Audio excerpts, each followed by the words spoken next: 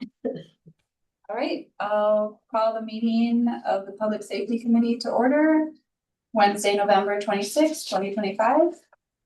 Chief, have you noted the roll? I have. I have a motion to approve the minutes from our September 24th meeting. I'll move. Do you have a second? Second. All those in favor or any corrections? No? All right, all those in favor? Aye. Motion carries. Not seeing any appearances. Correct. Okay. Unfinished business, so moving on to 6A of new business. Consideration and approval of the 2026 fee schedule for Monona Fire and EMS Department. Well, good evening. Happy Thanksgiving to everybody. This should be very quick. There's only one change to the rate net. We're gonna up the mileage to 35 per loaded mile. Yeah. We considered that last year. We let it sit at 30 to see where we were at collection wise. Most of the surrounding agencies at 35 or higher now, so that would be my only significant change. Rate wise, we're right in the middle of the pack. Collections we're doing phenomenally well on, so I don't see a reason to raise rates this year. But mileage is this year we've collected just a little over 100,000 just a loaded mile. So this was about a $20,000 increase in collections based on the loaded miles. So insurance companies pay this. Medicaid and Medicare patients pay a percentage of it. What that formula is, they don't tell me. They just tell me we're going to pay $8.71 for this transport instead of the $120 in mileage you have. So overall, the impact is low on the rates, but gave us about another $20,000 in revenue based on our current call volume. So that's all I got. I did include the supply list in there so you can see for yourself. Yeah. The prices change throughout the year. So if something goes up significantly in price, we update this. This is the current pricing for everything. Last update was in August, I believe, where we had to adjust a couple of prices on things. But other than that, Public Safety Committee is where it starts and ends for approval of this. So we just ask for an approval on rates and I'll get the mileage set to EMS to become effective on January 1st. Any questions? Do I have a motion to approve the rates? Make a motion to approve. Second. Second. All those in favor? Aye. Aye. All right, motion carries. Appreciate it. Thank you. You had to turn Joe down. I turn him back up. You were loud at first, Joe, but we can hear you. All right, moving on to 6B, consideration of action to approve recommended changes to the Monona Police Department use of force policy. Okay, thank you very much. This is a policy update. I wouldn't say that it's anything substantial in terms of practice. This was recommended by Lexipol, who's our policy management company. I just realized I was just going to say all the changes are in red or blue, but if you printed it black and white, you might not have that. So if you need a color copy, if you have a printout, I've got one available to all but Joe. The changes are reflected in page 5 of the use of force policy. And so you'll see there's some, pronoun changes that are more neutral. Some of the changes that were made specifically on page 5 and paragraph A are polishing the language in terms of the application of deadly force. There's nothing that changes in terms of our statutory obligations or what case law has said about it. So it's making the language, in my opinion, a little bit more clear. So how this comes to us is that Lexipol recommends the change. They've vetted it through, the accredited agencies, which we're not. And they're sort of, the whole goal is to keep within the standards of, modern policing and in practice. And so when they recommend this language, they're saying you don't have to adopt it, They're saying that this isn't a critical language to adopt, but it's simply, again, recommendation. But I've determined, and we've had some internal discussions as well, that this is applicable. We think this language makes sense to adopt. And so that's why I'm bringing it before you for consideration and recommendation. The other thing that's being changed in this section, which I think is important, although not absolutely critical because we're bound by state law and US Supreme Court case law, is that the terminology that's being used is more in line with the law. The previous terminology used the term such as serious injury. That's not necessarily applicable in state statute. The terminology used is great bodily harm. So death is, or use of deadly force is authorized and justified when you're presented with either yourself or you believe that somebody else is in danger of death or great bodily harm, the term great bodily harm. And great bodily harm has already been listed in the definition section of our policy anyway. So I think that this was one of those things in which they were like, well, I think we missed an opportunity here to align the language. And so that's what they're doing here in their recommendation is aligning it back with the terminology that corresponds with state statute. I had a citizen express to me some concern about those language changes. In that she thought it weakened the intent. No. But you're saying here is going in line with what's in statute. Yeah, in fact, serious bodily harm, I don't even know how that's defined in statute, but my argument is that great bodily harm is a higher threshold. Serious bodily harm is a broken ankle. Great bodily harm is, I mean, that theoretically could be a broken ankle, but the great bodily harm is that you're going to, it's harm that if not treated could cause death potentially. Okay.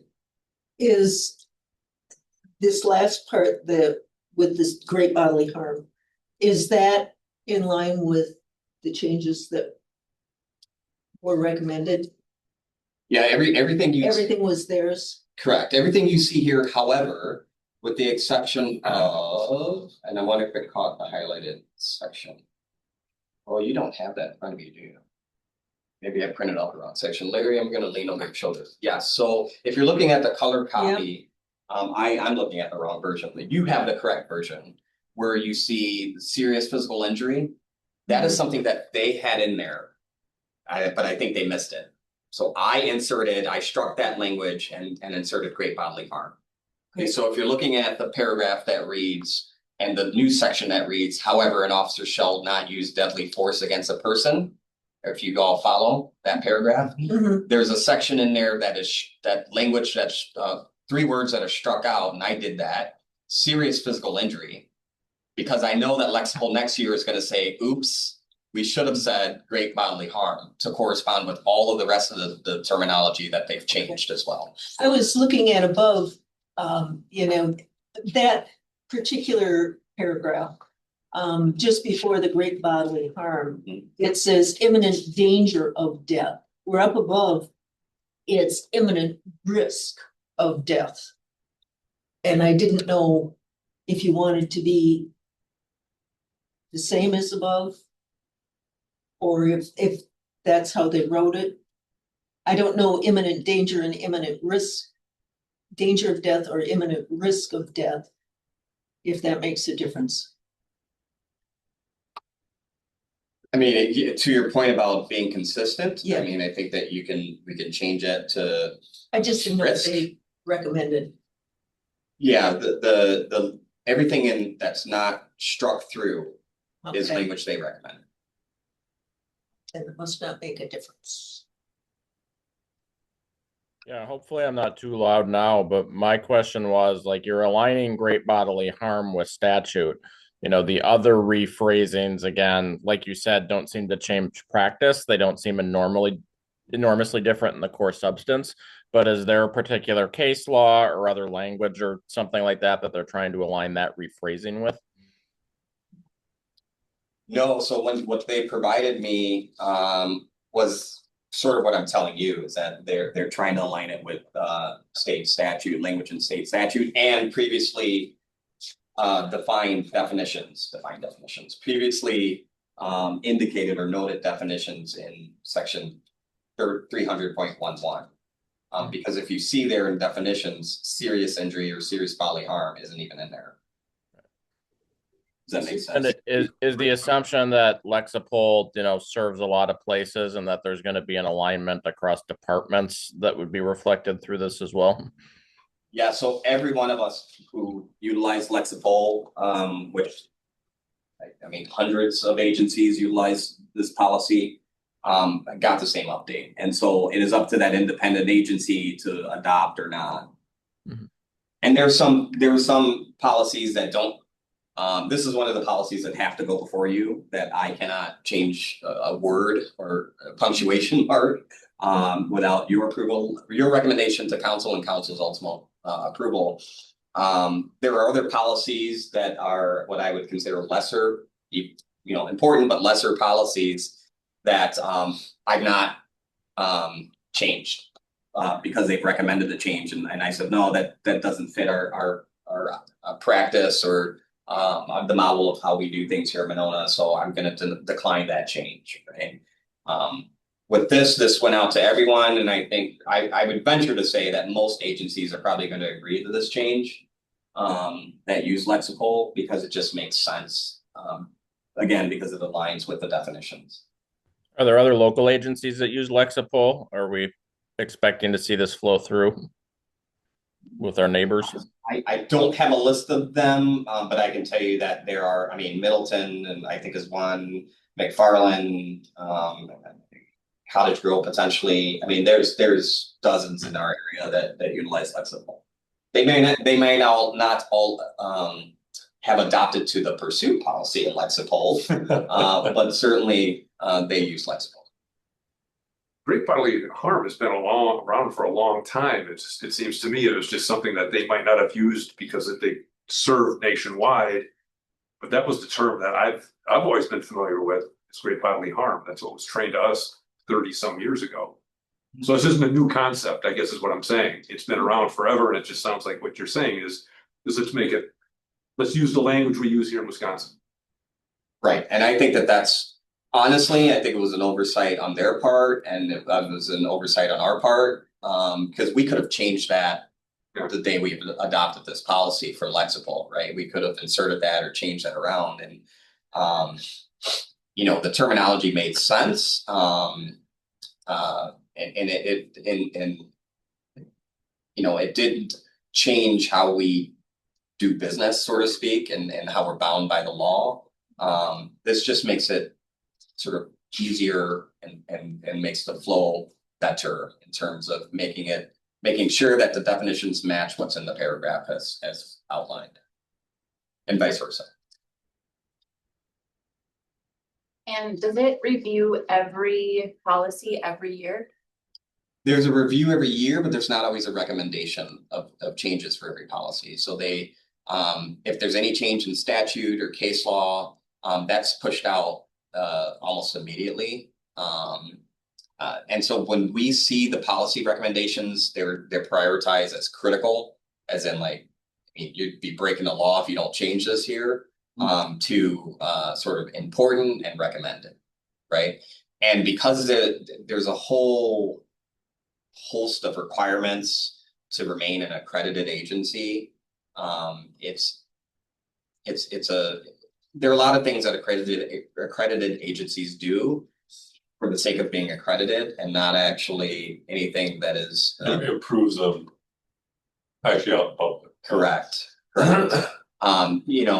Some of the verbiage, some of the terminology, adopting extra measures that are just not practical, especially for smaller agencies, right? But that Lexipol, because they work with the national and state accredited agencies, they implement that in their recommendations. And so there's many a times in which I've said, no, that doesn't apply to us, that applies to accredited agencies. I'm sorry, we don't have a person whose whole job is X, so I'm not going to include that in our policy. Things like that, where accredited agencies, to be accredited, have to meet those standards. So yes, they recommend these throughout the year. I might go back to my office tomorrow and get another recommendation. I'm hoping not Yeah, on I any get supports. 3 to 6 a month generally in updated policy, so. Yeah, the fire side of the house obviously has flexible as well. So to your point, Miley, I mean, I guess I'll leave that to the body. Yeah, I yeah, don't- fine, whatever. Okay. Just checking if there's a difference.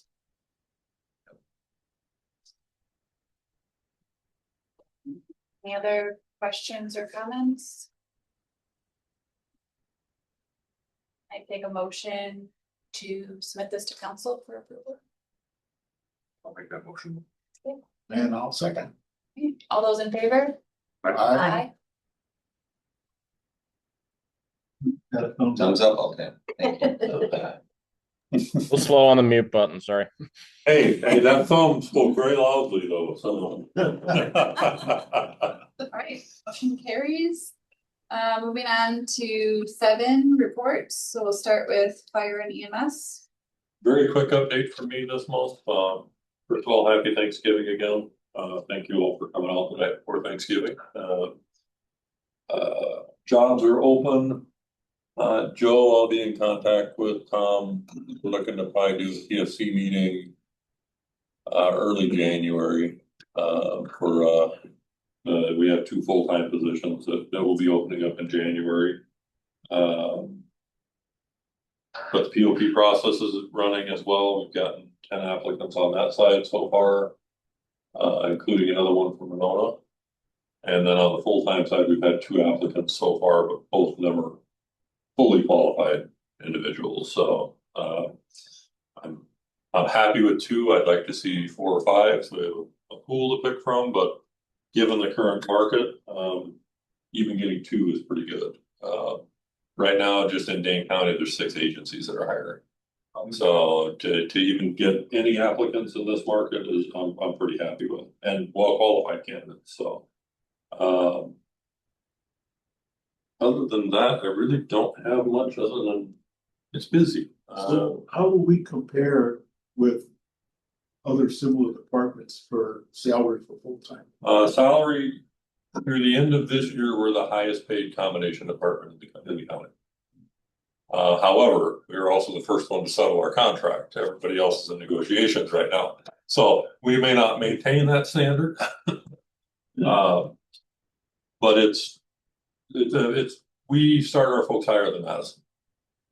Which is I'm pretty happy with, because we were not when I got here. Now we're at a point where we're starting our new folks at a higher rate than even Madison can start at. So they catch up quickly. They're 10 times our size or 20 times our size, so they catch up quickly, but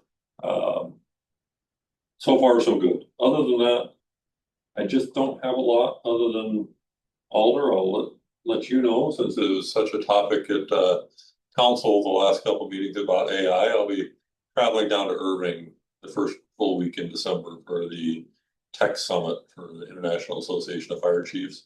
I attended that last year, and they had some AI stuff. This year, the entire agenda is AI and how it affects fire departments and EMS. And so to the point of the council about AI, spoke about it with the administrator, and he agreed. He's like, yeah, you probably should go to that. So I'll be heading down to Irving for a couple of days to see how much AI is going to be affecting us in the next couple of years, which will likely be substantial. So Those who are listening later, artificial intelligence. yes, AI. Skynet. So, but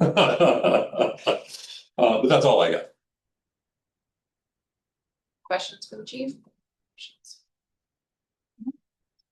All right, then moving on to police department update. We've hired 2 new officers, 1 full-time officer to fill a vacancy. Officer Adrian Allen, who's going to be sworn in this room next Tuesday, December 2nd. And we've hired a part-time officer, our former intern, Sam Bachman, who's going to be sworn in this room on January 2nd. Sam Bachman will be attending the police academy at Black Hawk Tech. He'll be going there for a semester. He'll come out. We'll put him on the books to go through some field training, and then we'll get a commitment from him in terms of providing some support to your police department and serving as a part-time officer. He has about a year left on his undergraduate career, and we're encouraging him to finish that out. But we're taking advantage of this opportunity. I think he is too, of getting certified as a police officer, taking a semester off in essence from his undergraduate career, going to get certified. That's his goal. His goal is actually to work here. He ranked, so the PFC interviews and authorizes for hire, but they also provide a ranking order. So we had 4 finalists who we presented for consideration to the Police and Fire Commission. And then the PFC ranks in order of hire or eligibility for hire the candidates. And so Adrian Allen, who comes to us by way of Madison Police Department, has a great amount of experience, and I think we'll do very, very well here and serve all of you well. Squeaked out Sam Bachman, and so that's okay. We're excited about Adrian working here. Any of the 4 candidates who we presented, we're really excited that they've been authorized to hire by the PFC.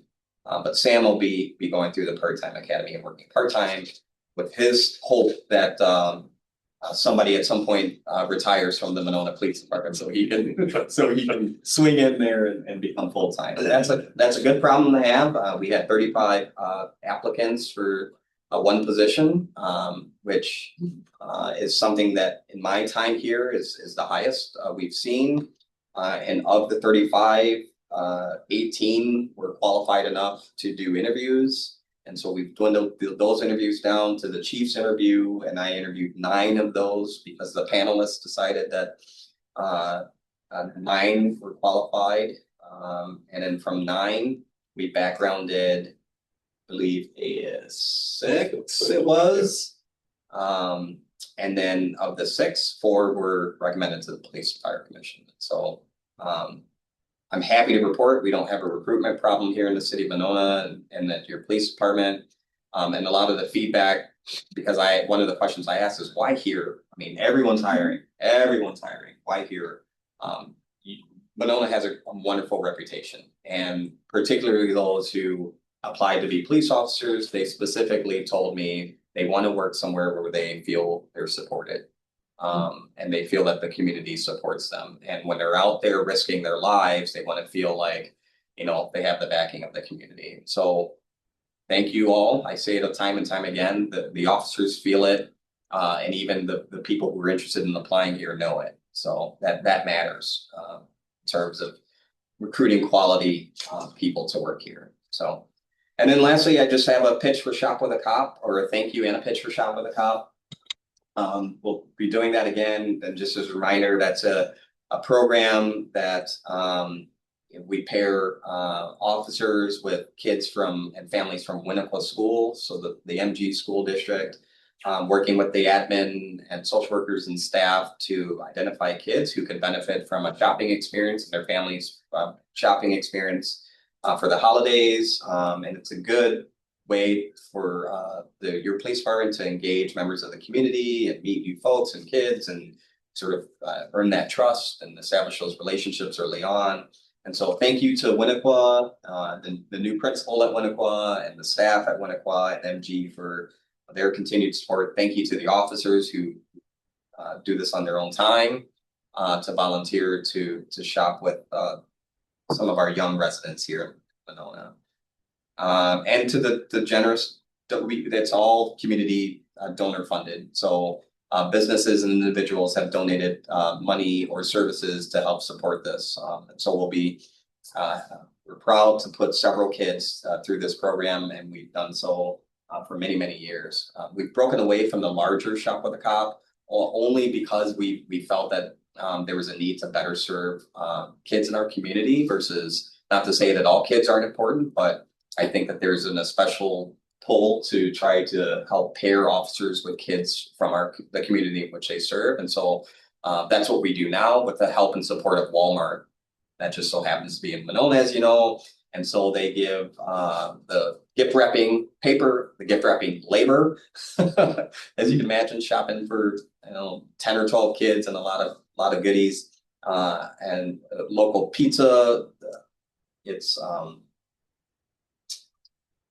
Paul? Fellows, thank you, the owner's gonna kill me. Who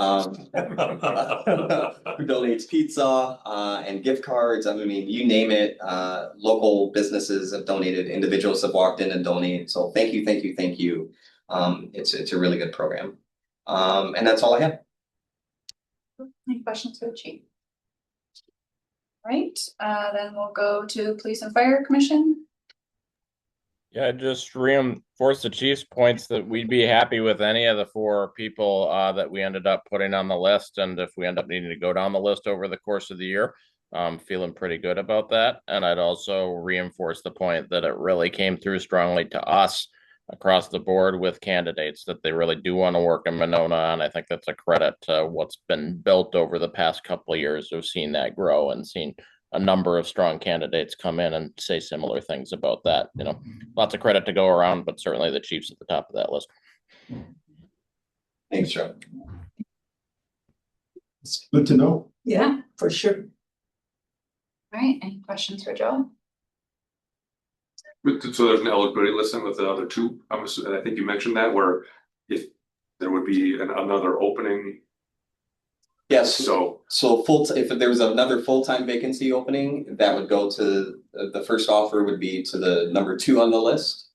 And then, if that person has already taken a job, which they're well qualified, and there's opportunities out there, so there's a chance, but they would get the first phone call.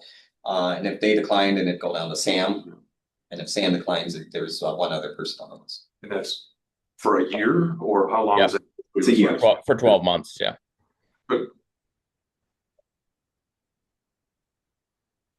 All right, our next scheduled meeting is January 28th.